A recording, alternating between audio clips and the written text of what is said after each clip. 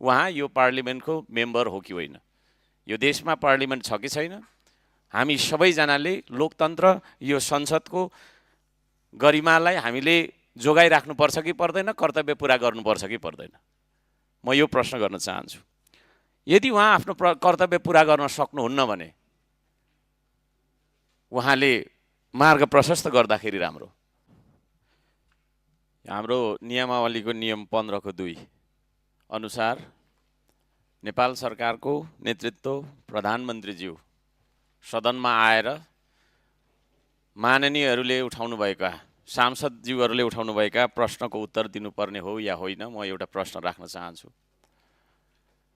मैले 2083 साल 1 महिना 28 गते र 29 गते केही प्रश्नहरू राखेका थिएँ, जो गृह मन्त्रालयसँग सम्बन्धित केही थिए, केही रक्षा मन्त्रालयसँग सम्बन्धित केही थिए,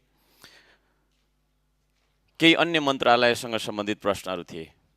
ती प्रश्नहरूको उत्तर प्रधानमन्त्रीज्यूले आएर दिनुपर्छ भन्ने म माग राख्दछु, किनभने उहाँले मन्त्री परिषद अहिले विस्तार गर्नुभएको छैन, गृह मन्त्रालयको जिम्मा पनि उहाँले लिइराखेको कारणले गर्दाखेरि यो सुकुम्बासी लगायतका चाहिँ शान्ति सुरक्षासँग सम्बन्धित विषयहरूमा पनि मेरा प्रश्नहरू थिए र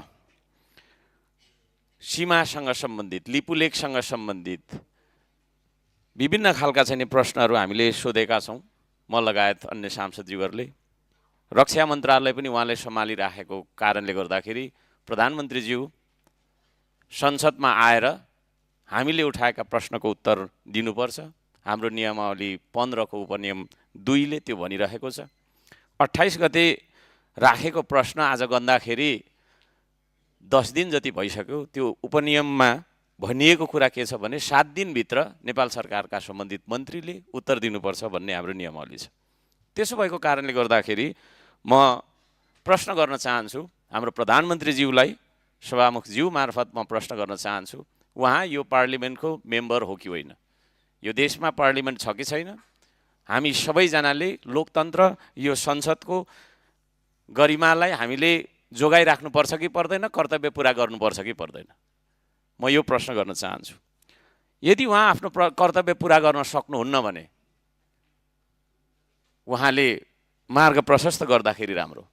उहाँ नेपाली जनता, यो नेपाली तपाईको चाहिँ लोकतन्त्रद्वारा स्थापित, नेपाली जनताको तपाईको मतद्वारा स्थापित संसदप्रति जवाफदेही हुनुहुन्न भने उहाँ को प्रति जवाफदेही हुनुहुन्छ?